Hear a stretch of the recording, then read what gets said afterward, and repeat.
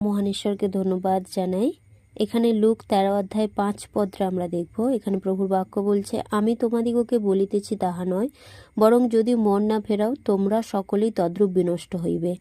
তো কিভাবে বিনষ্ট হবে এই কারণের জন্য তিনি একটা দৃষ্টান্ত দিয়েছেন, ডুমুর গাছের দৃষ্টান্ত। আমরা 6, 7, 8 এবং 9 পদ পড়লে তা পাই। প্রভুর বাক্য এরূপ বলছে, আর তিনি এই দৃষ্টান্তটি কহিলেন, কোনো ব্যক্তির দ্রাক্ষা ক্ষেত্রে তাহার একটা ডুমুর গাছ রোপিত ছিল, আর তিনি আসিয়া সেই গাছে ফল অন্বেষণ করিলেন, কিন্তু পাইলেন না।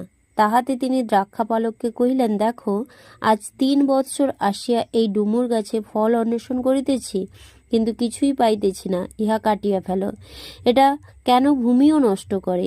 সে উত্তর করিয়া তাহাকে কহিল, প্রভু, এই বৎসর ওটা থাকিতে দিন, আমি উহার মূলের চারিদিকে খুঁড়িয়া সার দিব, তাহার পরে উহাতে ফল ধরে তো ভালোই, নয়তো উহা